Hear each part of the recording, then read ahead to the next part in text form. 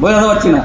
শ্যামলের বাপের জমি ভাঙনের কবরস্থানের জন্য ওয়াকফ সম্পত্তি করতে পারবে না, কিন্তু আমার বাপের দেওয়া জমি দেখাশোনার দায়িত্বে শ্যামলের বাপ বিমল আর দীপঙ্কর থাকবে। আমাদের বক্তব্য হলো এই, তু কোন হ্যাঁ अपना शादी में अब्दुल्ला बेगाना, নিজের জিনিস নিজেরা দেখাশোনা করব, তুই কে? আমার স্ত্রী মোহর দেওয়া বউকে আমি বাইকে করে ঘটক পুকুরে বিরিয়ানি খাওয়াবো না 6 লেনে, তুই কে? এইটা হলো আমাদের বক্তব্য। আরো বিস্তারিত যদি আপনাদেরকে বলা যায় তাহলে এক কথায় বলতে হয় এই, জিসিপি দিয়ে আপনার সম্মানের পিতাজি যার ধাতুতে যার আছে আপনি জন্মগ্রহণ করে এই সুন্দর পৃথিবী দেখতে পাচ্ছেন, যার ধাতুতে আপনি জন্ম হয়েছেন সেই পিতা মারা গেছে, সেই পিতা মারা যাওয়ার কবরস্থানটাকে যদি মনে করে তাহলে ইনকোয়ারির নাম করে বন্ধ করে সেই সম্পত্তি দখল করার ক্ষমতা সরকারের কাছে থাকবে। আপনি বলবেন এটা মনে হয় আমাদের দিকে না, এই যে আপনি বলবেন যে এটা তো আমাদের দিকে নাই, আমাদের দিকে যেদিন হবে দেখা যাবে। এটা কোন মাস চলছে? নভেম্বরের কত তারিখ? 15ই নভেম্বর। 23শে সেপ্টেম্বর। রাজ্যটার নাম গুজরাট, জায়গাটার নাম সারনাথ। আজ থেকে 600 বছর আগের একটা খুব সুন্দর মাজার, খুব সুন্দর মাজার, আর ওই মাজারের পাশে খুব সুন্দর একটা মসজিদ। অনেক দিন থেকে ভাবছে লিবো, যখনই যেদিক দিয়ে যাচ্ছে এটা চাই, চাইয়ে কালিয়া চাইয়ে। একদিন হঠাৎ করে ইনকোয়ারির নাম করে বন্ধ। রাত 12টার সময় ওই মতোয়াল্লি মুয়াজ্জিন যারা দায়িত্বে আছে ওই এলাকার ডিএম কবে, এই যে 2 মাস আগে, 2 মাস না হয়নি, পুরেনি 2 মাস আগের গল্প বলছে। আইন চালু হয়নি, এখনো বিল পাস হয়নি, তার আগের দাদাগিরিটা দেখেন। বলার কে আছে? সবসে দামি মখলুকাত बैठा है। দামি মখলুকাত নিজের বউ, কার বেটির সাথে কে পালিয়ে গেছে, কার জমি কার আল চাপে গেছে, এগুলা নিয়েই ব্যস্ত। দামি মখলুকাত, আল্লাহর সব থেকে মূল্যবান সৃষ্টি হয়নি কচলাতে, আর কার বেটি কার সাথে পালিয়ে গেছে এই নিয়েই ব্যস্ত। ঠিক তেমনি 23শে সেপ্টেম্বর গুজরাটের সারনাথের ওই কমিটিকে ডিএম বলল এসো একটু তোদের সাথে আলোচনা আছে। আসলো। আমাদের মধ্যে যদি এই যে ধরুন এতটি লোক আছে, এই লোকটির মধ্যে যদি কারো ডিএম এর সাথে সম্পর্ক থাকে, ওর মাটিতে পা থাকে না। ডিএম মনে হয় ওর শ্বশুর, রাস্তায় হাঁটবে, আমার ডিএম এর সাথে সম্পর্ক, আমি বিশাল দামি লোক, মানে হাফ এমন হয়ে যায়। নেতা ফেতা বাদ দেন, থানার আইসির সাথে এই এলাকার মফিজুলের যদি একটু মাছ খাইয়ে চেন হয়, এলাকায় হাঁটে নাও, আমার আইসির সাথে সম্পর্ক আছে, আরে ওই আইসি তোকে 1 মিনিট লাগবে না তোকে অ্যারেস্ট করতে। যাকে মাছ খাইয়ে এলাকাতে তরক করে হাঁটছিস তাকে ওই ডিএম যখন ডাকলো, ওই 13 জনকে অ্যারেস্ট করলো ডিএম। কালেক্টর যে কালেক্টরের কাছে এই বিলের খসড়াতে বলছে যে আলিপুরের কালেক্টরকে আমার দায়িত্ব দিলাম, ওই কালেক্টর ডাকলো, ডেকে তারপরের দিন 3-4টা বুলডোজার নিয়ে সেই মাজার শহীদ করলো, মসজিদ শহীদ করলো। আর আপনি বলছেন যে হোক, তারপর দেখা যাবে। সরি। তাই আপনাদের সকলকে সজাগ সচেতন হয়ে, আর আমার শ্যামল বিমল তাদেরকে বলছি, বোকা, তোর বউকে নিয়ে কি করব? এখানে আমার বউকে নিয়ে টানাটানি করছে। তোর সম্পত্তি দেবত্বর সম্পত্তি, আমার দেখার দরকার নাই। আমার বাপের দেওয়া ওয়াকফ সম্পত্তি, আমার দাদুর দেওয়া ওয়াকফ সম্পত্তি, আমার জেঠুর দেওয়া ওয়াকফ সম্পত্তি, এটা নিয়ে নিতে চাইছে, তাই আন্দোলন করছি, তোর বাপেরটা নয়। তাই অত্র এলাকার সমস্ত সম্প্রদায়ের মানুষকে আজকে অনেকে বলবে তোদের সম্পত্তি নিল তো আমাদের কি? এই যে শ্যামল দীপঙ্কর তেলেঙ্গানা তেলেঙ্গানা একটা রাজ্য হয়েছে, অন্ধ্রপ্রদেশ একটা রাজ্য আছে, ওই কমিটির আন্ডারে ওখানে দামি দামি মন্দির আছে, ওই মন্দিরের কমিটির নাম TDDP। ওই মন্দিরের কমিটিতে ওই মন্দিরের কমিটিতে ভুলবশত সরকারের লোকজন লাগিয়ে সেই মন্দিরে তোমাকে ঢুকতে দিচ্ছে না, তখন ওই জায়গায় ওইখানকার হিন্দু মানুষেরা আন্দোলন করছে। তো এটা শুধু আমার তোর বলে নয়, এই সরকার খোকলা হয়ে গেছে জাতপাতের নামে। না, বেকারদেরকে কাজ দিতে হবে, ওইটাতে ধান্দা নাই। কোনটা জমি নিব, কার এই করব, কে কি খাবে, কার কি হয়েছে, কে কি করবে, এগুলো নিয়েই ব্যস্ত। তাই সরকারকে একজন উকিল হিসাবে, হাইকোর্টের উকিল, এই সরকার, এই কেন্দ্রীয় সরকারকে বলছি ফ্রিতে পরামর্শটা নে। আমার অফিসে গেলে ভিজিট নিয়ে নিব। এই মাইকের মাধ্যমে কেন্দ্রীয় সরকার অর্থাৎ ভারত সরকারকে একজন আইনজীবী হিসাবে ফ্রিতে কনসালটেশন বা ফ্রিতে মাসওয়ারা দিচ্ছে। এই জাতপাতের রাজনীতিটা বাদ দে। এই জাতপাতের রাজনীতি করে আমাকে আর শ্যামলকে আলাদা করতে পারবি না। আগামী দিন আমরা এই ভারতের মাটিতে একই থাকবো, এক থাকবো। তাই এই সরকারকে বলছি এগুলোকে বাদ দিয়ে দেশ কিভাবে এগোবে, জাতি কিভাবে এগোবে, সেই দিকে নজর দিন। আমি আপনাদের কাছে অত্যন্ত করজোড়ে বুকটা ছিঁড়ে দেখাতে পারবো না, কলিজায় মুখের ভিতর দিয়ে হাত ভরে কলিজা দেখাতে পারবো না। একজন আইনজীবী হিসেবে আমার জাত, আমার কম, আমার ভাই, আমার এই সম্প্রদায়ের ভাইয়ের কাছে করজোড়ে অনুরোধ করছি, নিজের বেটি কোথায় পালিয়ে গেছে, কি ভাত খাচ্ছেন, কি তরকারি খাচ্ছেন, কে কত বড় বাড়ি দিলেন, কতলা বাড়ি দিলেন, এটার সাথে সাথে আপনার জাত, আপনার কম, আপনার সমাজ কোন দিকে যাচ্ছে আপনাকে সময় দিতে হবে, আপনাকে ভাবতে হবে। এই যে তৃণমূল করা মুসলমান, সিপিএম করা মুসলমান, আইএসএফ করা মুসলমান, কংগ্রেস করা মুসলমান, আপনি পার্টি করুন, কাল থেকে বেশি বেশি করে পার্টি করুন। রাজনীতি করতে হবে, যে যার সাথে যুক্ত আছেন আরো ভালো করে লেগে যান। কিন্তু ধরুন আমি তৃণমূল করি, আমি তৃণমূলী মুসলমান, আমি যখনই দেখলাম 6 লেনে ওয়াকাফের মিটিং হচ্ছে, ওয়াকাফটা মোফাক্কেরুল ইসলাম, তার বাপের নাম মোহাম্মদ মুস্তাক হোসেন, আমি তৃণমূল করি, এই তৃণমূল এই থাক, এই তৃণমূলটা থাক, এই যাই ওয়াকাফটা দেখে আসি। চলে আসলেন, ওয়াকাফ দেখলেন, প্রতিবাদ করলেন, আবার গিয়ে ওখানে তৃণমূল জিন্দাবাদ জিন্দাবাদ জিন্দাবাদ জিন্দাবাদ, আইএসএফ, কংগ্রেস, যে যাই পার্টি করুন না কেন, নিজের ঝোলাটা খুলে দিয়ে যে জায়গাতে কোরআন, আল্লাহ, নবী, সম্পত্তি, ওয়াকাফ, জাত, কম, ভাইয়ের কথা হবে, ভাইয়ের কথা হবে। কিসের কংগ্রেস, থাক দেখে আসুন। এসে এইখানে রাস্তাটা কেন হচ্ছে না, তৃণমূল এসে মারপিট করবে?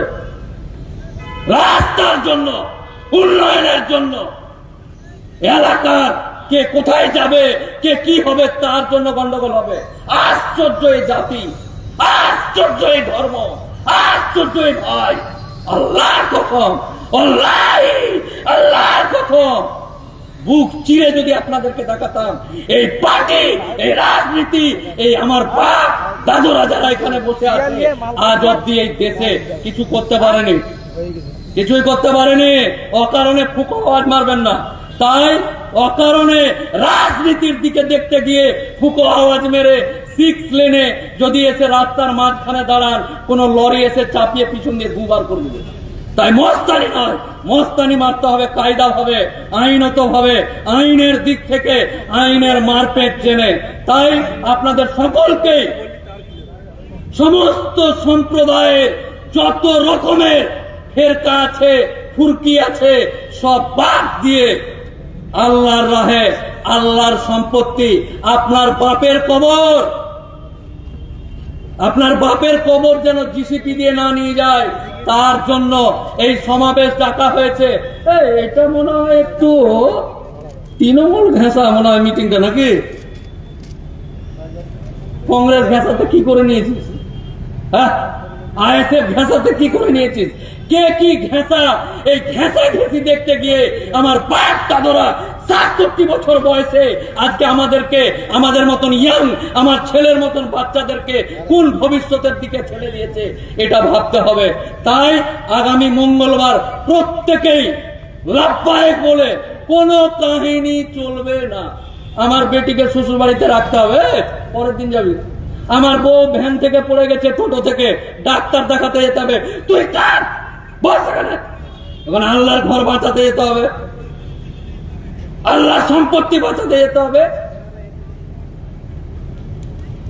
না না, আমার বেটার ফিস না দিলে স্কুল থেকে বার করে দিক, তারপর দিন ডবল ফিস দিবেন, দুদিন বেশি কামাই করবেন। সবাইকে লাভবাহিক বলে কোন রং, কোন ঢং, কোন নাটক বাদ দিয়ে আপনাদেরকে সকলকে জাতি ধর্ম নির্বিশেষে আসুন না। এই যে ভাই শ্যামল, বিমল, দূর থেকে কেন, দূর থেকে কেন ফেসবুকে, দূর থেকে কেন, কাছ থেকে দেখ মনের ব্যথাটা কোথায়। তোর বাপের ব্যথাটা আমার বাপ দেখেছিল। এই এলাকাতে যে নাপিত আছে, এই এলাকার মানুষ বলেছিল, শ্যামল তুই কলকাতাতে রেট ভালো পাচ্ছিস না, আমারই একটা ছোট একটা ঘুমটি আছে, এখানে ব্যবসা কর। তোকে বসতে দিয়ে তোর এখন টাকা হয়েছে, পয়সা হয়েছে, তুই বলছিস শ্যামলের বাপের জমিটা কোনটা? আশ্চর্য জাতি, আশ্চর্য দেশ। এই জাতিকে, এই সমাজকে, এই দেশকে এগিয়ে নিয়ে যেতে আপনাদের মতো লোকের কাছে আমি আপনাদের জাত, আপনার কওমের একজন ভাই হিসাবে জোরহাট করে আপনাদের দিকে হাত তুলে আহ্বান জানালাম, আপনি আপনার ছেড়ে যাওয়া ছেলে মেয়ে জন্য আগামী মঙ্গলবার কলকাতায় যাবেন। ওখানে গেলে উকিল বাবুর বাপের বিয়ে আছে, বরযাত্রী খেয়ে আসবো, নো। আপনার ছেলে, আপনার মেয়ে, আপনার স্ত্রী, আপনার কন্যার জন্য আপনি যাবেন, সেই দিন লাভবাহিক করে নিজের পয়সা খরচ করে, আরো আপনার সাথী সঙ্গতিকে নিয়ে। এই আবেদন রেখে আপনাদের সকলেই আগামী দিনের কুশল মঙ্গল করে কামনা করে মহান আল্লাহ তাআলা এই পৃথিবীতে, এই দেশে যেন আমি এবং আমার ভাই শ্যামল একসাথে বাস করতে পারি, আল্লাহ যেন আমাদেরকে এই তৌফিক দান করে, বলুন আমিন। আমার ভাই শ্যামল, আমার ভাই দীপঙ্কর যেন আমাদেরকে ভুল না বুঝে আমরা একসাথে কাঁধে কাঁধ লাগিয়ে এই স্বৈরাচারী সরকার যে আছে, এই সরকারের বিভিন্ন রকম কুচক্রী আইনগুলোর বিরুদ্ধে যেন একসাথে লড়তে পারি, আল্লাহর কাছে দোয়া করি। এবং আগামী দিন মহান আল্লাহ তাআলার দয়া যেন এই এলাকার মানুষের কাছে সরাসরি আসে, আল্লাহ যেন এই এলাকার মানুষের প্রতি সুদৃষ্টি রাখে। এই বক্তব্য রেখে আমি আপনাদের সামনে বিদায় নিচ্ছি। আসসালামু আলাইকুম ওয়া রাহমাতুল্লাহি ওয়া বারাকাতুহু।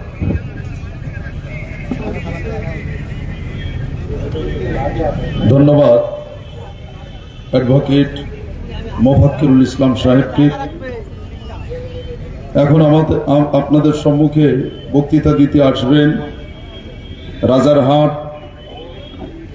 ইমাম পরিষদের সভাপতি সাহেব জনাব মৌলানা গোলাম মোস্তফা সাহেব। বিশেষ ঘোষণা হলো খুব তাড়াতাড়ি মৌলানা কামরুজ্জামান সাহেব আমাদের মাঝে এসে যাবেন। ইতিমধ্যে উপস্থিত হয়েছেন লড়াকু নেতা,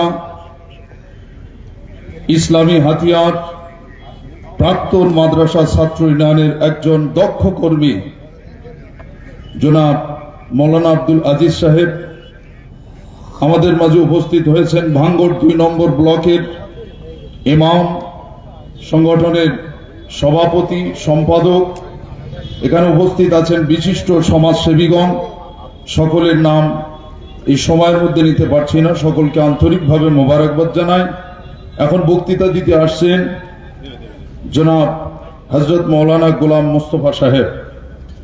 আপনাদেরকে অনুরোধ করব একটু দয়া করে যদি সকলে জায়গায় একটু নিজ নিজ আসন নেন। আমাদের কাছে যেভাবে ফোন আসছে, আরো দূর দূরান্ত থেকে সব গাড়ি করেও মানুষ আসতেছে, ফলে তাদেরকেও একটু সুযোগ দিতে হবে। আপনারা একটু নিজেরা একটু আসন নিয়ে বসুন। আর দূরে যে সকল ভাইয়েরা বাইক রেখেছেন, আমরা আবদার করছি, আমাদের স্টেজের পিছনে বাইক রাখার জায়গা করা হয়েছে, এখানে আপনারা দয়া করে যদি বাইকগুলো নিজ দায়িত্ব নিয়ে রাখেন, তাহলে আমাদের এই সমাবেশটা পরিচালনা করতে সুন্দরভাবে আপনারা একটু সহযোগিতা করুন। আপনাদের মাঝে আসছেন মৌলানা গোলাম মোস্তফা সাহেব।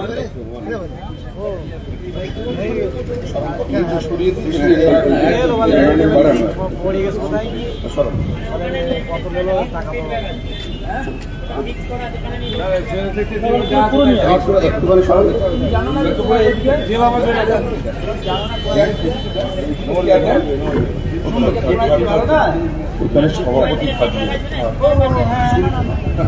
শুরু করুন। আসসালামু আলাইকুম ওয়া রাহমাতুল্লাহি ওয়া বারাকাতুহু। উপস্থিত সম্মানিত স্টেজে অগণিত অতিথিবৃন্দ, মুসলিম সংগঠনের দায়িত্বশীল নেতৃবৃন্দ, সম্মুখে আপনারা আমাদের 6 লেন তথা পাকাপোল গাবতলা এলাকার ভাঙড়ের সঙ্গে রাজারহাটের অনেক মানুষ আপনারা উপস্থিতি দিয়েছেন। আপনাদেরকে সাধুবাদ ধন্যবাদ রেখে আল্লাহ রাব্বুল আলামিনের দরবারে শুকরিয়া আদায় করে আমি দুটি কথা আপনাদের খিদমতে উপস্থাপন করতে চাইছি। সম্মানিত বন্ধুগণ, ভূমিকা নয়, আমাদের অনেক বন্ধু রয়েছেন, সেই জন্য আগত অনেক বড় বড় বক্তাও তারা রয়েছেন। ভূমিকা না দিয়ে শুধু আজকে জরুরি বিষয়, আপনারা অনেক কথা শুনেছেন, দুটি কথা বলবো, বাকি বিস্তারিত আলোচনা আমরা আমাদের মেহমান অতিথিদের কাছ থেকে শুনবো ইনশাআল্লাহ।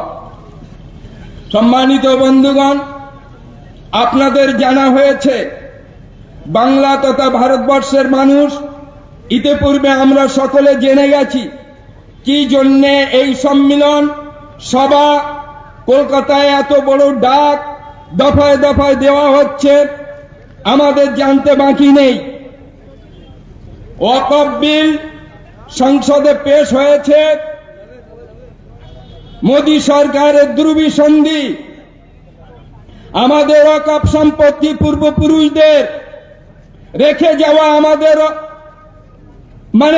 জাতিকে রক্ষা করা, মসজিদ মাদ্রাসা ঈদগাহ খানকাকে রক্ষা করার একটা ব্যবস্থাপনা, জাতিকে রক্ষা করার একটা ব্যবস্থাপনা। কিন্তু সেই আইন আজকে নিয়ে আসার কারণে যদি পাশ হয়ে যায়, তাহলে সবকিছু সরকার সহজে দখল করে নেবে। সম্মানিত বন্ধু, বাবরি মসজিদ 70 বছর লড়াই করে তারপরে তারা দখল করতে পেরেছে, তাই আর 70 বছর কোন মসজিদ মাদ্রাসা ঈদগাহ খানকা নিয়ে তারা লড়াই করতে রাজি নয়। একটা আইন পাশ করেই তারা সঙ্গে সঙ্গে মনে করবেন এই মসজিদ আমরা দখল করব, এই ঈদগাহ এক্ষুনি আমরা নিয়ে নেব, এই মেহমান খানা এক্ষুনি নিয়ে নেব, এই খানকাই মাজার এক্ষুনি আমরা বুলডোজার দিয়ে ভেঙে দিয়ে নিজেদের দখলে নিয়ে নেব। এটাই তাদের পরিকল্পনা। সেই পরিকল্পনাকে বাস্তবায়ন করার জন্য সংসদে এই আইন নিয়ে এসেছে। সম্মানিত বন্ধুগণ, আমরা তার তীব্র প্রতিবাদ করছি। আপনারা প্রতিবাদে সামিল হয়েছেন, কলকাতায় যেতে হবে আপনাদের। আমরা প্রায় 6 লেনে দাঁড়িয়ে আপনাদের অগণিত মানুষের এই স্বতঃস্ফূর্ত প্রতিবাদে মুখর মানুষগুলোকে আমরা দেখেছি। আপনারা তার একটা অংশ আজকে এসেছেন। ঠিক যেমন ভাবে আমরা এনআরসি এমপিআর আপনার হিসাব নূপুর সরকারের বিরুদ্ধে যেভাবে আন্দোলন করে আমরা দেখিয়ে দিয়েছিলাম, আমরা তোমার ভাঙড়বাসী আন্দোলন করা মানুষ, ভাঙড়বাসী আমরা রাস্তায় নেমে প্রতিবাদ করে দেখিয়ে দিতে পারি আমরা আল্লাহর জন্য, রসুলের জন্য, ইসলামের জন্য নিজেদেরকে কোরবান করে দিতে পারি। এটা ভাঙড়ের মানুষ দফায় দফায় তা প্রমাণ করেছে। সম্মানিত বন্ধু, আমি বলতে চাই, এই ওয়াকফ সম্পত্তি যেভাবে আমাদের কাছ থেকে ছিনিয়ে নেওয়া চক্রান্ত, এটা একটা বড় চক্রান্ত। দফায় দফায় এইভাবে আমরা ভারতবর্ষে মুসলিম, আমাদের পরীক্ষা দিয়ে চলতেই হচ্ছে। আমরা বিগত দিনে দেখেছি এনআরসি এমপিআর এর নামে আমাদেরকে এই দেশ থেকে উৎখাত করার যে ষড়যন্ত্র চলেছিল সেটা কিছুটা পিছনে পড়েছে। সম্মানিত বন্ধু, আমরা ভুলে যাইনি লাভ জিহাদের নামে, আমরা ভুলে যাইনি গোরক্ষার নামে, আমরা ভুলে যাইনি জয় শ্রীরাম জোর করে বলানোর জন্য পিটিয়ে পিটিয়ে আমাদের ভাইদেরকে হত্যা করা হয়েছে। সম্মানিত বন্ধু, এটা একটা চক্র, এটা একটা গোষ্ঠী, তারা অল্প মানুষ, তারা ভারতবর্ষকে এই বৈষম্যহীন বৈষম্য অবস্থায় দাঁড় করানোর জন্য ভেদাভেদের রাজনীতি, ভেদাভেদের আপনার পরিস্থিতি তৈরি করার জন্য তারা দফায় দফায় এই ষড়যন্ত্র এবং চেষ্টা চালিয়ে যাচ্ছে। আমরা তার তীব্র প্রতিবাদ করি। সম্মানিত বন্ধু, আমরা তো কোনো মসজিদ, আমরা তো কোনো গির্জা, আমরা তো কোনো মন্দির, আমরা তো কোনো আপনার ও মুসলিমদের কোনো সম্পত্তি দখল করার জন্য হাত বাড়াইনি। আমরা তো আপনার আল্লাহু আকবার বলার জন্য কোনো অমুসলিমকে আমরা ঘাড় ধাক্কা দেইনি। আমরা তো আমাদের ইসলাম ধর্মটাকে জোর করে চাপিয়ে দেইনি। কারণ আমাদের ইসলাম বলেছেন ইন্নাদ-দীনা আপনার লা ইকরাহা ফিদ-দীন,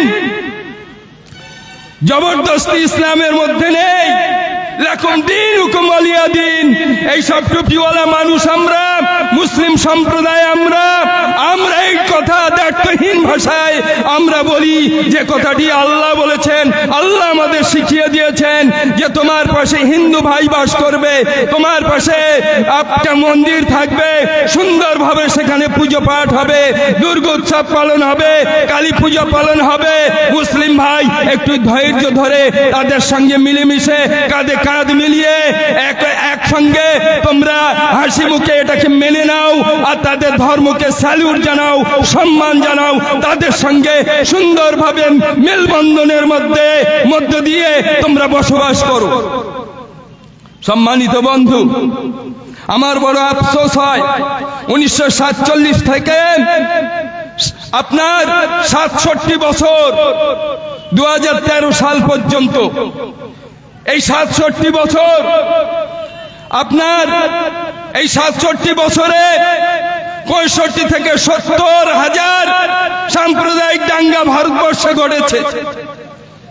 এই 67 বছর আমাদের শুনতে হয়েছিল মুসলিমরা বিদেশি, মুসলিমরা অত্যাচারী, মুসলিমরা এক হাতে তলোয়ার নিয়ে, এক হাতে কোরআন নিয়ে দেশ দখলকারী, মুসলিমরা মন্দির ধ্বংসকারী। আমাদের শুনতে শুনতে কান ব্যথা হচ্ছে। মুসলিমরা সন্ত্রাসবাদী, মুসলিমরা মৌলবাদী। আমার বন্ধুগণ, মুসলিমরা বিদেশি, মুসলিমরা এই দেশ ভাগ করে নিয়ে চলে গেছে।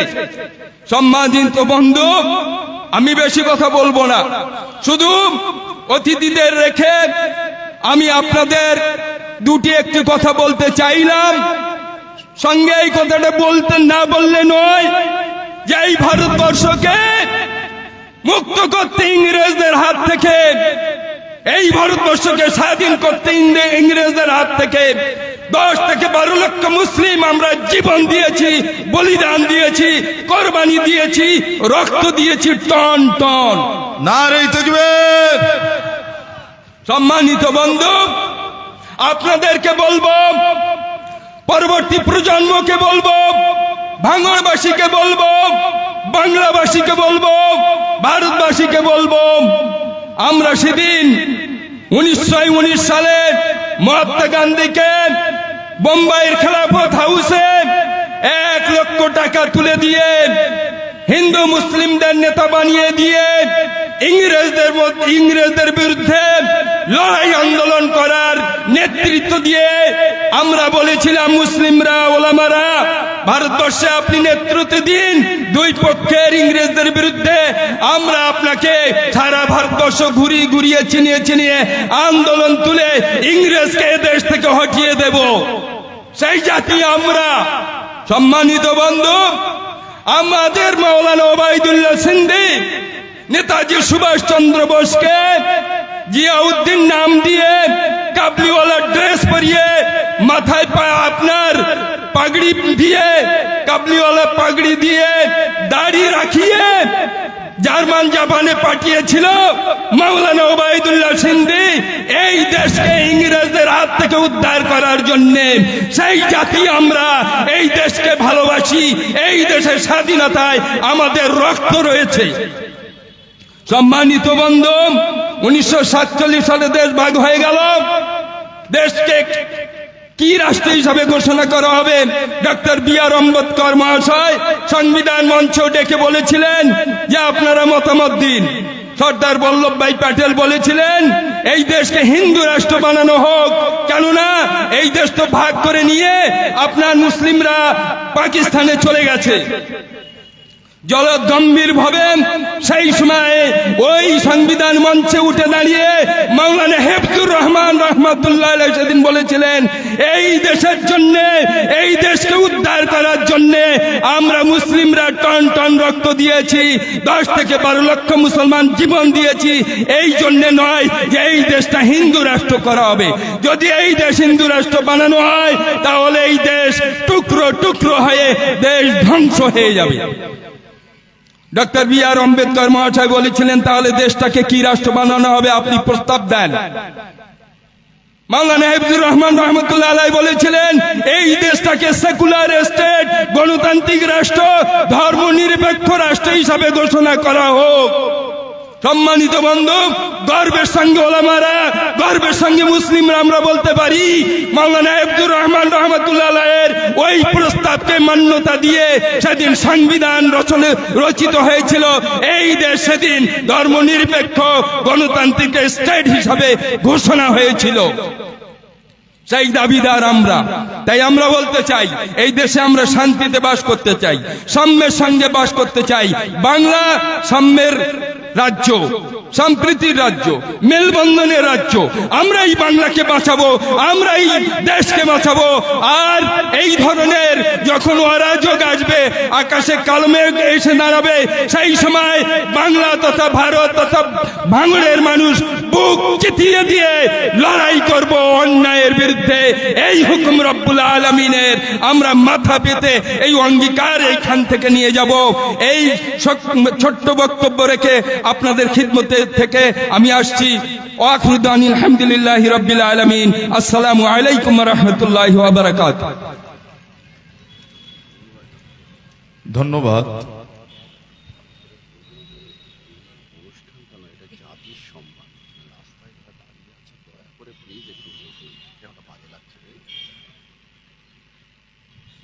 আমি আপনাদের কাছে মিনতি করব, যারা আজকের আমাদের এই প্রতিবাদ সভা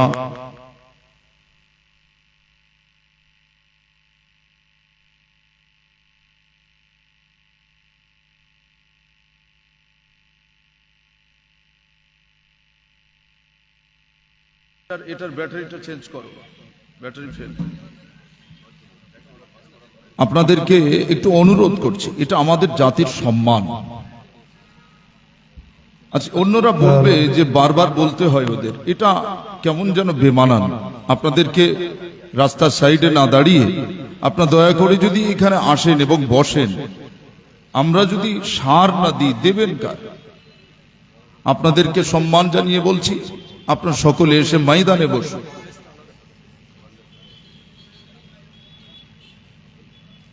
ময়দানে বসুন। আমাদের যে সকল অতিথিরা এসেছেন তেনাদের বক্তব্য আমরা শুনবো, সব এক এক করে শুনবো। আমার পক্ষ থেকে তেনাদের কাছে অনুরোধ, সময়ের দিকে একটু খেয়াল রাখা। আমরা অনেকে রয়েছি, অনেকের হয়তো সময়ের নাও হতে পারে, ফলে মনক্ষুণ্ণ হবেন না, অগ্রিম ক্ষমা প্রার্থী। আমাদের মাঝে এখন বক্তৃতা করতে আসছেন বিশিষ্ট সমাজসেবী এবং লড়াকু মানুষ, যুক্তিপূর্ণ আলোচনা রাখেন জনাব ফিরোজ আহমেদ সাহেব। তেনাকে মঞ্চে বক্তৃতা করার জন্য অনুরোধ করছি।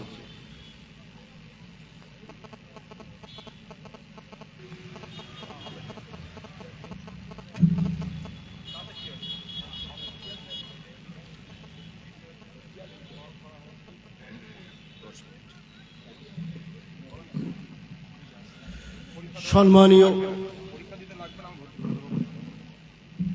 আজকের এই সভার সভাপতি, সঞ্চালক মহাশয়, অতিথিবৃন্দ, যাদের ব্যবস্থাপনায় আজকের এই সভা অনুষ্ঠিত হচ্ছে, সাইফুদ্দিন সাহেব তার মধ্যে অন্যতম, আরো অনেক ভাইদের প্রচেষ্টায়, অনেক সহযোগিতায় এই সভা।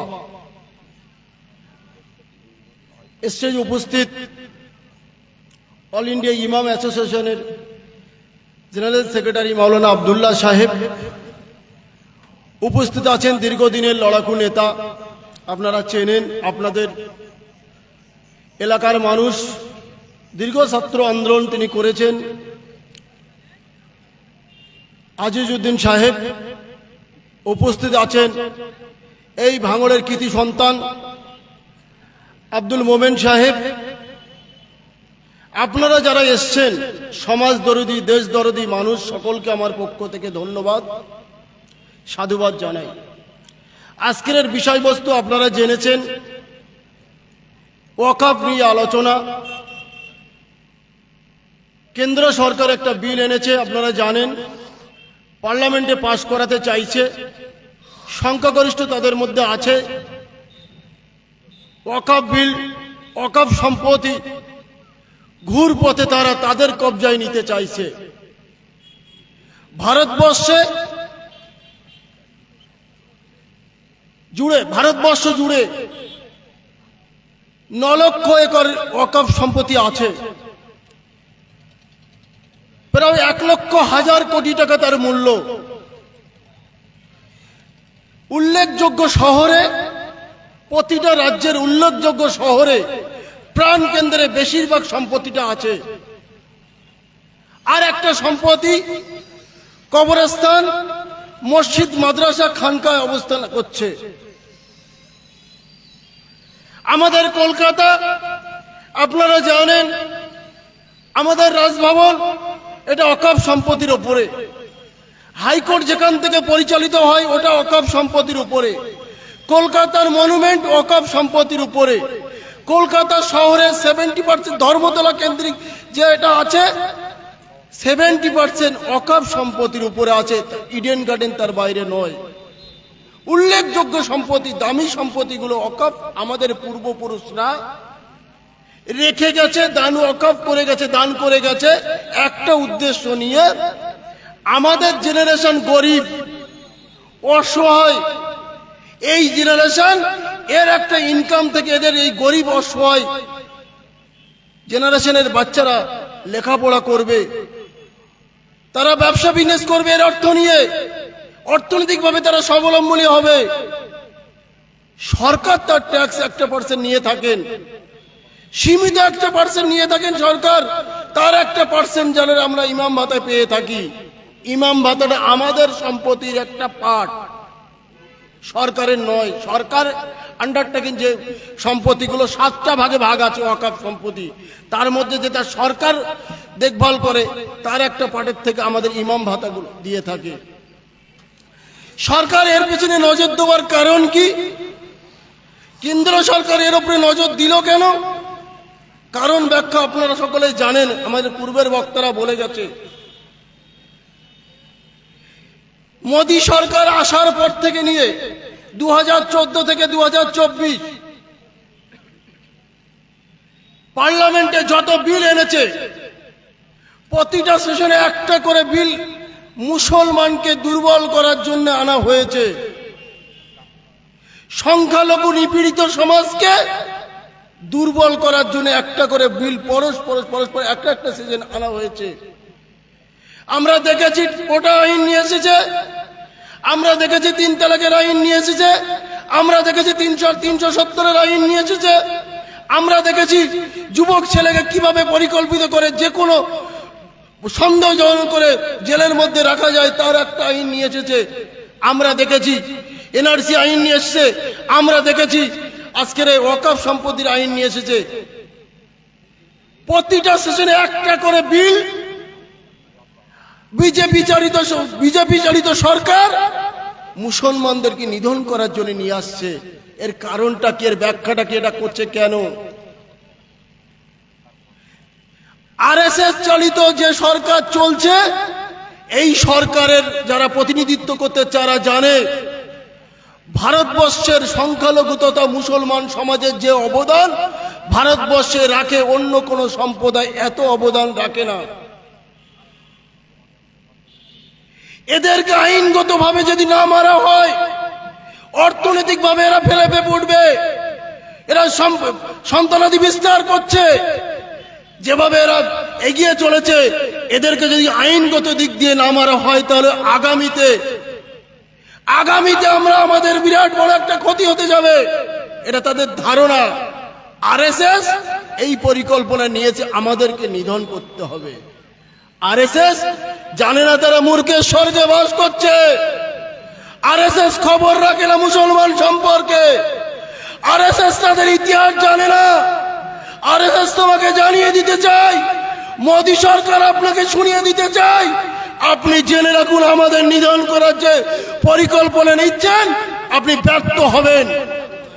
আপনি ব্যর্থ হবেন, প্রতিনিয়ত আপনি ব্যর্থ হবেন, আপনি পিছু হটবেন। আপনি ইতিমধ্যে ভারতবর্ষকে বদনাম করেছেন, সারা পৃথিবীর পার্লামেন্টে আলোচনা হচ্ছে। প্রধানমন্ত্রী তথা স্বরাষ্ট্রমন্ত্রী যত কথা পার্লামেন্টে বলে তার তিনি 70% কথা সংখ্যালঘু নিপীড়িত দেশের মানুষের বিরুদ্ধে কথা বলে। আপনি এদেশে কালী পবিত্র করার চেষ্টা করছেন, আপনি দেশকে বদনাম করছেন। আমরা ইংরেজকে হটিয়েছি, এদেশ থেকে আমরা ইংরেজকে বিতাড়িত করেছি। মোদী বাবু আপনি জেনে রাখুন দিন, আরএসএস আপনি শুনে রেখে দিন, আমরা চ্যালেঞ্জ নিয়ে বলছি আপনাকে, আমরা আপনাকে রুখে দেব। অন্য কোনো কেউ না পারলেও কোন রাজনৈতিক দলের শক্তি যদি না থাকে, আমরা সংঘবদ্ধ হচ্ছি, আগামীতে সংঘবদ্ধ হয়ে আরএসএস আপনাকে রুখে দেব। আমাদের প্রতি এত ব্যথা আপনার কেন? এদেশে আমাদের অবদানটা কতটা? এদেশের সরকারে যারা আছে তারা ওজন করার চেষ্টা করে না। সংঘবদ্ধ হতে হবে যুব সমাজ, হীনমলতায় ভুগবেন না, ঐক্যবদ্ধ হন, সংঘবদ্ধ হন। লড়াই সামনে অনেক লম্বা। আমি গতদিন মালদার প্রোগ্রামে বলেছি, আমাদের দুর্দিনে যারা পাশে থাকবে আমরা তার সঙ্গে থাকবো। আমাদের দুর্দিনে যারা যে সরকার আমাদের পাশে থাকবে আমরা তার সঙ্গে থাকবো। আমাদের দুর্দিনে যারা কথা বলবেন আমরা তার সঙ্গে থাকবো না। সাথে সাথে ওবিসি নিয়ে একটা সমস্যা চলছে, আপনারা জানেন। কলকাতা হাইকোর্টে আমাদের ওবিসির বিপক্ষে রায় দিয়েছে, ওবিসি সুপ্রিম কোর্টে গিয়েছে। এই ওবিসি রায় বিপক্ষে যাওয়ার আর একটা কারণ হচ্ছে আমাদের দুর্বলতা। মাননীয় মুখ্যমন্ত্রী সংখ্যালঘু তথা সমস্ত সম্প্রদায়ের জন্য কাজ করছে, ধন্যবাদ। কিন্তু যারা রেগুলেট করছে, যারা পরিচালিত করছে এই কেসগুলো নিয়ে, যারা হাইকোর্টে যারা তদারকি করছে, তাদের দুর্বলতার কারণে পশ্চিমবাংলার হাইকোর্টে আমরা পরাজিত হয়েছি। এটা প্রশাসনকে সজাগ করছি। দিদির কাছে আমাদের অনুরোধ, আপনি সজাগ হন, ওবিসি নিয়ে আপনি নজর দেন। লক্ষ লক্ষ যুবক যুবতী রাস্তায় দাঁড়িয়ে যাবে, চাকরি থেকে বরখাস্ত হবে, চাকরি পাবেন, একটা ভাইটাল ইস্যু। আপনি এর উপরে নজর দিন। যারা তদারকি করছে তারা দুর্বল, এমনও হতে পারে তার মধ্যে আরএসএস এর লোক আছে, আমরা সন্দেহ করছি। তাই ওবিসি নিয়ে যারা পড়াশোনা করেছে, ওবিসি সম্পর্কে যাদের অভিজ্ঞতা আছে, এমন কিছু মানুষ সরকার আপনি নিয়োগ করুন, তারা পরামর্শ দেবে। এমন কিছু আইনজীবীকে আপনি তাদেরকে নিয়োগ করুন, যাতে সুপ্রিম কোর্টে আমরা ধাক্কা না খাই। এই অনুরোধটাকে রেখে সবাইকে ধন্যবাদ জানিয়ে আগামী দিনে সংঘবদ্ধ হবার আবেদন রেখে শেষ করছি। খোদা হাফেজ, জয় হিন্দ।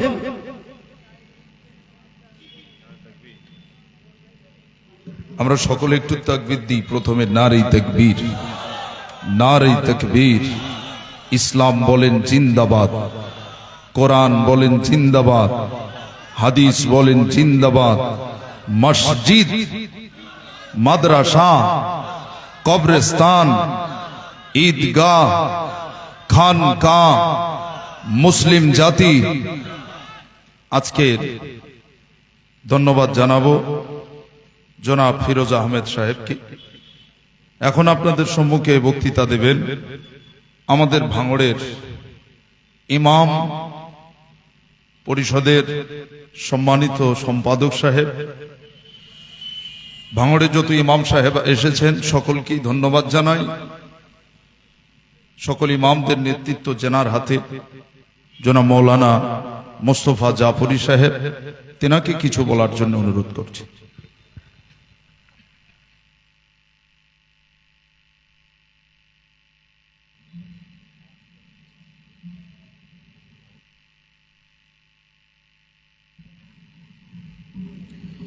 আসসালামু আলাইকুম ওয়া রাহমাতুল্লাহি ওয়া বারাকাতুহু।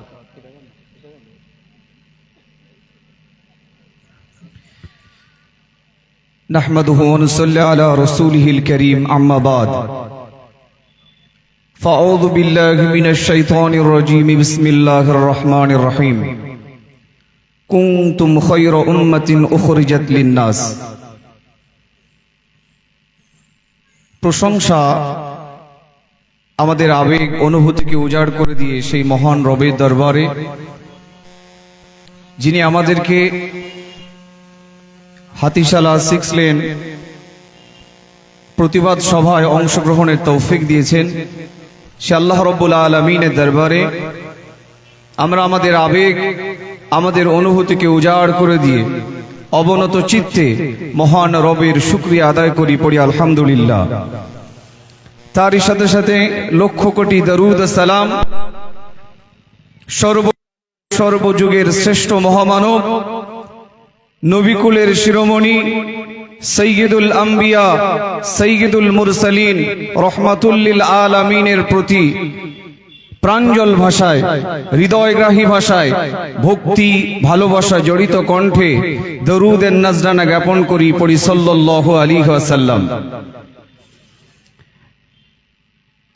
আজকে এই মহাতি প্রতিবাদ সভার সভাপতি, সঞ্চালক এবং স্টেজে উপবিষ্ট অতিথিবৃন্দ, সকল গুণীজন, সম্মুখে উপবিষ্ট ভাঙড় এতদা অঞ্চলের ধর্মপ্রাণ মুমিন মুসলমান সহ সাধারণ নাগরিক, সকলকে আন্তরিক মুবারকবাদ ও শুভেচ্ছা। মাশাআল্লাহ, আমাদের কর্মসূচি অনুযায়ী প্রত্যেক আমন্ত্রিত অতিথি প্রত্যেকেই কম বেশি উপস্থিত হয়েছেন, জ্ঞান গর্ব আলোচনা করেছেন। আমি খুব সীমিত সময়, খুব অল্প সময় দুটি একটি কথা, আমাদের অতিথিবৃন্দ বসে রয়েছেন, ওনারা আলোচনা করবেন দীর্ঘ সময়। আজকে দিল্লির মসনদে যারা বসে রয়েছে তারা সুকৌশলে চক্রান্ত করে ওয়াকফ অ্যামেন্ডমেন্ট বিল, এই যে বিল, যে বিলের দ্বারা আমাদের মসজিদ, মাদ্রাসা, খানকা, কবরস্থান, ঈদগাহ, এই ওয়াকফ প্রপার্টি, এই সম্পদগুলো তারা নিজেদের আয়ত্তের মধ্যে সুকৌশলে নিজেদের অধীনস্থ করতে চাইছে, তার প্রতিবাদে এটা কোনো গ্রাম্য বিষয় নয়, এটা কোনো থানা কেন্দ্রিক ইস্যু নয়, এটা কোনো জেলা কেন্দ্রিক ইস্যু নয়, এটা রাজ্য ভিত্তিক কোনো ইস্যু নয়, এটা একটি জাতীয় ইস্যু।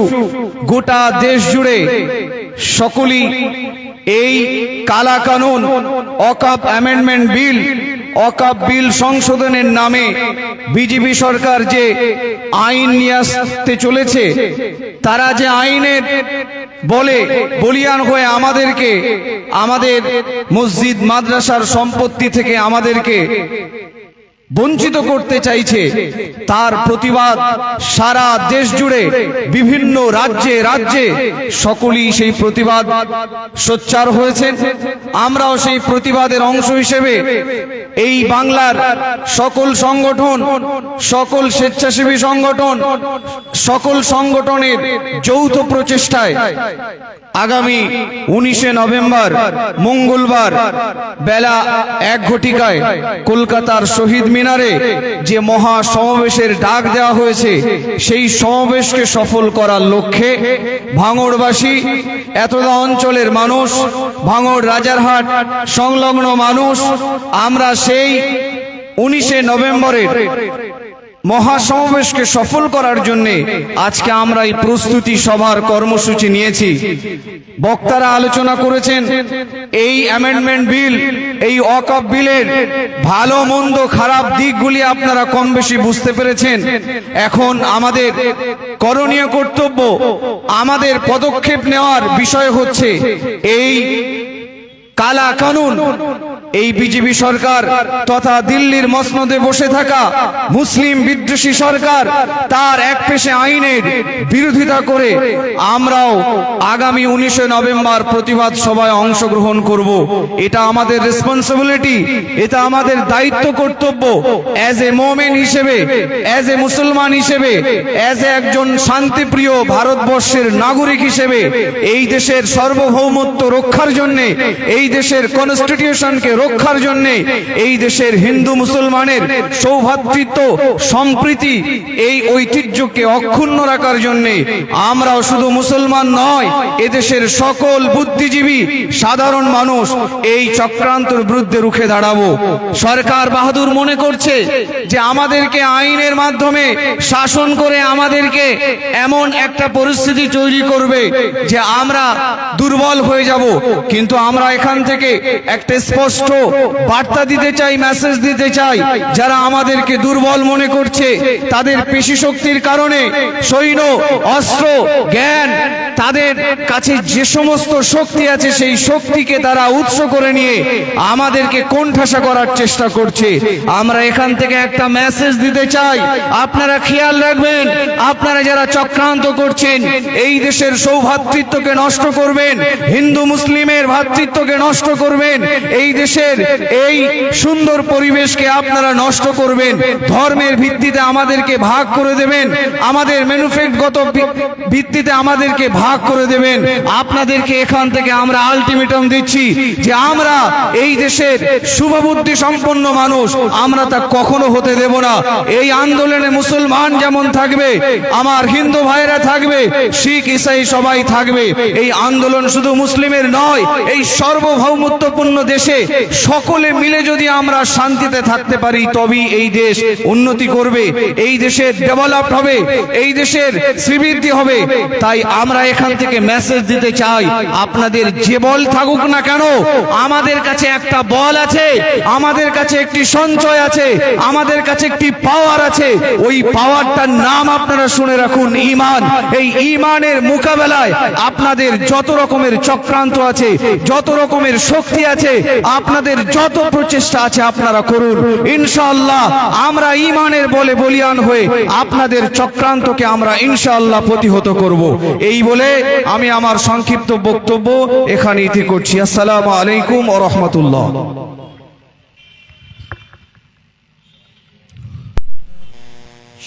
নারে তাকবীর, নারে তাকবীর।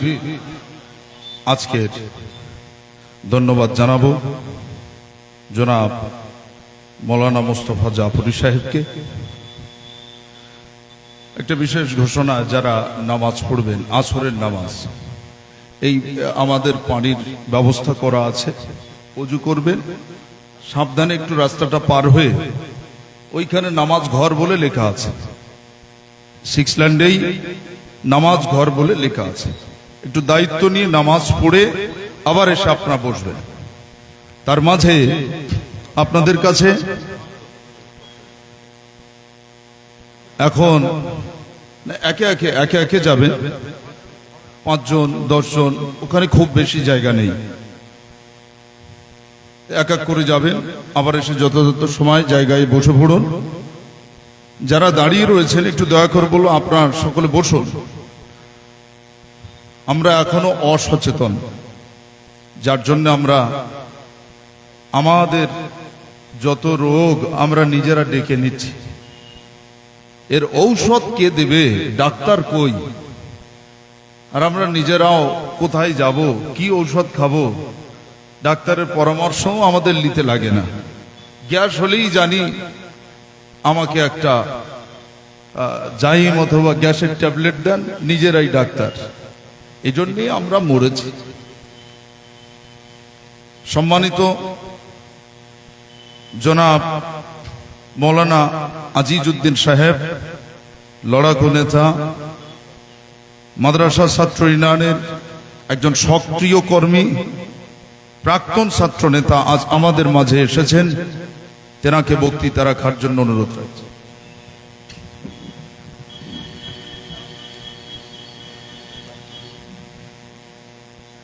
আসসালামু আলাইকুম।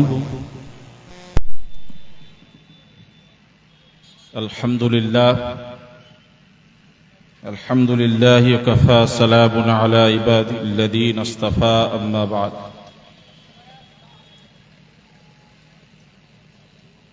প্রিয় আজকের এই সভার সঞ্চালক মাওলানা বন্ধুবর আলিমুর সাহেব, মঞ্চে উপস্থিত আছেন উনিশশো 97 সালে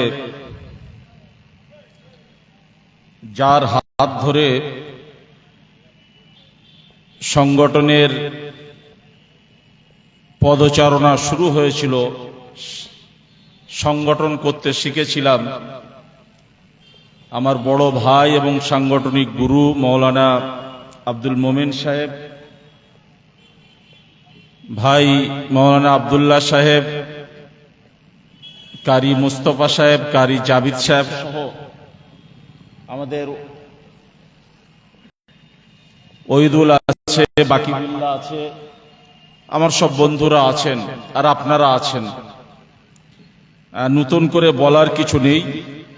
আমি ব্যক্তিগতভাবে গত 15 দিন মারাত্মক অসুস্থতার মধ্যে দিয়ে যাচ্ছি। কলকাতার এই সভাকে সামনে রেখে বিভিন্ন জায়গা থেকে এরকম প্রতিবাদ সভার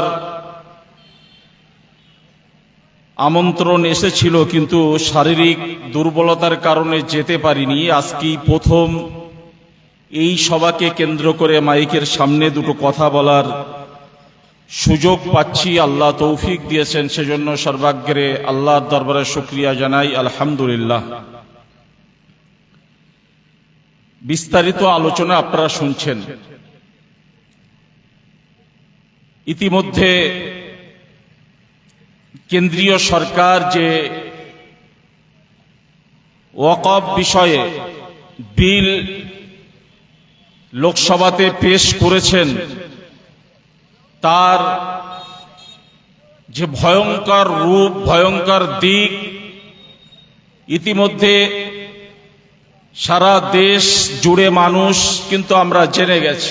নতুন করে বলার অবকাশ কিছু নেই। সকলেই অত্যন্ত তথ্য তুলে ধরে আপনাদের সামনে বক্তব্য রাখছিলেন। আমি খুব বেশি তথ্য জানিও না, বলতেও পারি না। একেবারে যদি বলেন তো গোদা বাংলায় বলি, এই বিল যদি পাশ হয়ে যায় তাহলে আমাদের পাশেই এই গাবতলা বাজারে যে বড় মসজিদ আছে, ওটা কিন্তু মসজিদ আর থাকবে না, এটা হলফ করে বলা যেতে পারে। যদি মনে করেন, যদি বলেন যে তা কি করে সম্ভব যে আমাদের মসজিদ থাকবে না, যারা বাবরি মসজিদ নিয়ে লড়াই করেছিল তারাও বলেছিল যে বাবরি মসজিদের জায়গায় কোনোদিন মন্দির হবে না, বাবরি মসজিদ আমরা রক্ষা করবই। রক্ষা কিন্তু শেষ পর্যন্ত হয়নি। কোন একজন বক্তা বলছিলেন, সম্ভবত গোলাম মোস্তফা ভাই বলছিলেন, যে ওরা একটা মসজিদ নেওয়ার জন্য 70 বছর আইনি লড়াই করার পরে মসজিদটা হাসিল করে সেখানে মন্দির বানিয়েছেন। ওই জন্য লড়াই আর ওরা করবে না। বিল এনে যে মসজিদটা পছন্দ হবে সে মসজিদটাকে ক্লাব ঘর বানাবে, যে মাদ্রাসাটাকে পছন্দ হবে সেই মাদ্রাসাটা পার্টির অফিস বানাবে, যে দরগাটা সে ফুরফুরা শরীফের দাদা হুজুরের মাজার হোক, ভাঙড়ের সুলতান আসগার আলী শাহর মাজার হোক, আর ঘুটিয়া শরীফের মোবারক আলী শাহর মাজার হোক, আর হাড়ুয়ার গোরাচাঁদের মাজার হোক, মোদিদের যে মাজার পছন্দ হবে সেই মাজার বুলডোজার দিয়ে ভেঙে সেখানে তারা আড্ডাখানা তৈরি করবে, পার্টি অফিস তৈরি করবে। আর যত বড় মসজিদ হোক না কেন, তাদের শকুনের চোখ সেই মসজিদের উপরে পড়লেই সেই মসজিদ তারা পার্টি অফিস বানাবে। সেই মসজিদ বাবরি মসজিদের মতো ভেঙে সেখানে তারা তাদের মতো করে তারা কিছু করতে পারে, সেটা তারা তাদের মতো তাদের পার্টি অফিস বানাতে পারে, তাদের বাসস্থান বানাতে পারে, তাদের ক্লাব ঘর বানাতে পারে। আমাদের এত অঞ্চলের সবচেয়ে বড় মাদ্রাসা সাতুরিয়া মাদ্রাসা। এই বিল যদি পাস হয়ে যায়, সাতুরিয়া মাদ্রাসাও তাদের ক্লাব ঘর বানিয়ে নিতে 1 সেকেন্ডও সময় হবে না। এখন আমরা যারা বলছি যে আমরা মুসলমান, আমরা যারা বলছি আমরা ইমানদার, আমাদের মসজিদ, আমাদের মাদ্রাসা, আমাদের দাদা হুজুরের মাজার, আমাদের সুলতান আসগার আলী শাহর ভাঙড়ের মাজার, ঘুটিয়া শরীফের মাজার, হাড়ুয়ার মাজার, এসব তো ভাঙা সম্ভব নয়, ভাঙতে আমরা দেব না। না বন্ধু, আমরা পারবো না। বিল আমাদের যদি আমরা রুখতে না পারি, এই বিল যদি আমরা বাতিল করাতে না পারি, তাহলে তারা বাবরি মসজিদের মতো গাবতলার মসজিদকে ভেঙে চুড়িয়ে দেবে। তারা বাবরি মসজিদের মতো দাদা হুজুরের মাজার খানকাকে ভেঙে দেবে।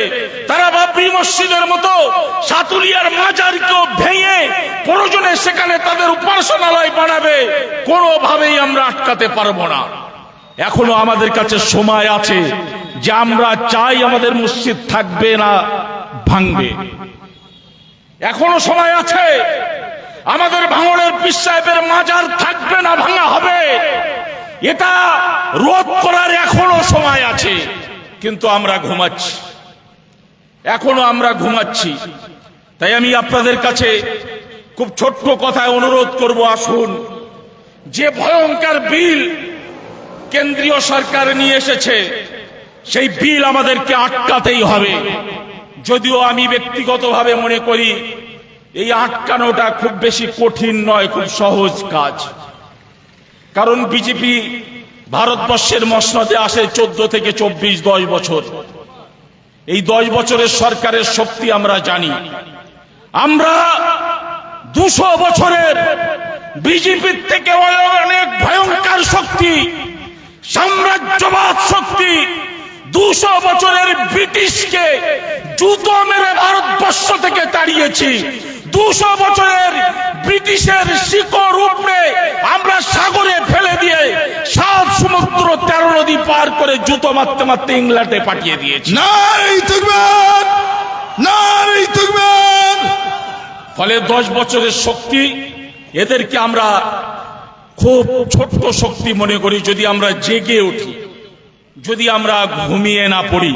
কিন্তু আমরা ঘুমাচ্ছি, আমরা ঘুমাচ্ছি। সারা ভারতবর্ষ উত্তাল, সারা বাংলা উত্তাল। আর হাতিশালার মানুষ তখনও আমরা যে যা রাজনীতি করি সেই রাজনীতির জিন্দাবাদ দেওয়ার জন্য, সেই রাজনীতির দলের পালে হাওয়া লাগানোর জন্য।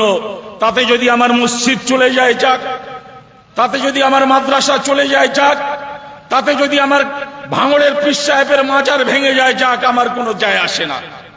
দুর্ভাগ্য, মাইকে বলতে লজ্জাও লাগছে, আজকে যদি হাতিশালা 6 লেনে এখানে মসজিদ বাঁচানোর সভা না হয়ে, মাদ্রাসা বাঁচানোর সভা না হয়ে, এখানে যদি ভাঙড়ের পীর সাহেবের মাজার বাঁচানোর সভা না হয়ে রাজনৈতিক দলের কোন সভা হতো, এই মানুষ কি থাকতো? বুকে হাত দিয়ে বলবেন। তাহলে যারা আমরা মসজিদের থেকে রাজনীতিটাকে বড় করে নিলাম, যারা ভাঙড়ের পীর সাহেবের মাজার বাঁচানোর থেকে রাজনীতিটাকে বড় করে নিলাম, সাতুলিয়া মাদ্রাসা, হাতিশালা মাদ্রাসা বাঁচানোটাকে ছোট মনে করে রাজনীতির আঙ্গিনাটাকে যারা বড় মনে করছি, তারা মারা যাবার পরে আল্লাহর কাছে কি কৈফিয়ত দেবেন? একবার বুকে হাত দিয়ে নিজের কাছে জিজ্ঞাসা করুন। আর যেখানে আমার বাপ দাদা চাচা নানা নানি সকলেই শুয়ে আছেন, সেই কবরস্থানগুলো প্রথমেই তারা ফুটবল খেলার মাঠ বানাবে। কবরস্থানগুলো ফুটবল খেলার মাঠ বানাবে, নীল নকশা তাদের তৈরি হয়ে গেছে। এখন আপনি যদি চান আরএসএস এসে আমার বাপের কবরের উপরে ফুটবল খেলুক, তাহলে এই সভায় আসার দরকার নেই। আপনি যদি চান আমার গ্রামের মসজিদ ভেঙে যাক, তাহলে এই সভায় আসার দরকার নেই। আপনি যদি চান দাদা হুজুরের মাজার আর ভাঙড় পীর সাহেবের মাজার ধুলিস্যাৎ হয়ে যাক, এই সভায় আসার দরকার নেই। আর আপনি যদি মনে করেন যে এগুলো থাকা দরকার, ভাই আমার কবরস্থান যদি ফুটবল মাঠ হয়ে যায়, আমার মসজিদ যদি ভেঙে যায়, আমার খানকা আমার দরবার যদি ভেঙে যায়, আমার মাদ্রাসাগুলো যদি ভেঙে যায়, আমাদের বেঁচে থেকে কোনো লাভ আছে? বেঁচে থেকে কোনো লাভ আছে? আরে শিয়ালের মতো 100 বছর বাঁচার থেকে সিংহের মতো গর্জন দিয়ে একদিন লড়াই করে শহীদ হয়ে যাওয়াটা উত্তম মুসলমানদের জন্য। তাই আসুন, দীর্ঘ বক্তব্য রাখবো না, শরীর অসুস্থ নেই আমার আরো একজন সাংগঠনিক গুরু আজকের এই বিশাল কর্মকাণ্ডের যিনি নেতৃত্ব দিচ্ছেন, হযরত মাওলানা কামরুজ্জামান সাহেব, তিনিও এসেছেন, তার মূল্যবান বক্তব্য রাখবেন। আমি শুধু একটা ছোট্ট ঘটনা বলে আমি আমার বক্তব্য শেষ করব। একটা ছোট্ট ঘটনা বলে শেষ করব। বিশ্বনবী সাল্লাল্লাহু আলাইহি সাল্লাম একদিন হযরত বেলালকে বললেন যে, বেলাল, যুদ্ধের জন্য নাম লেখানো হবে, তুমি মদিনার অলিতে গলিতে প্রচার করে দাও, কারা যুদ্ধে যেতে চায় তাদের নামটা লেখা হবে। হযরত বেলাল রাদিয়াল্লাহু তাআলা আনহু মদিনার অলিতে গলিতে প্রচার করছেন, রাসূলুল্লাহ যুদ্ধের জন্য নাম লেখাচ্ছেন। কে নাম লেখাবেন? আল্লাহর রাসূল নাম লেখাবেন, আর কোন সাহাবা বাড়িতে বসে থাকতে পারেন?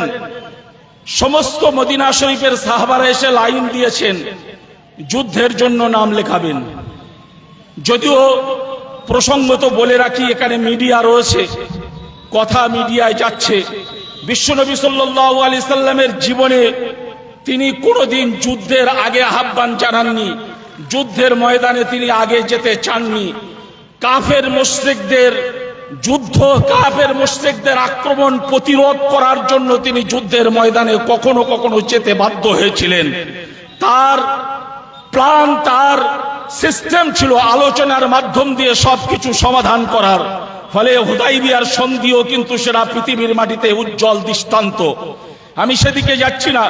হযরত বেলাল প্রচার করছেন, সমস্ত সাহাবারা এসে লাইন দিয়ে হাজির, নাম লেখাচ্ছেন। এ সাহাবা বলছেন, ইয়া রাসূলুল্লাহ, আমার নামটা লেখান, আমি যুদ্ধের ময়দানে যাব। উনি বলছেন, আমার নামটা লেখান, যুদ্ধের ময়দানে যাব। ভাই, যুদ্ধের ময়দান মানে সেখানে তো মানুষ মারা যাবে, আর না ফিরে আসতেও পারে। শত শত মানুষ নাম লেখাচ্ছেন রাসূলুল্লাহর কাছে। দেখতে পাওয়া গেল মদিনা শরীফের একজন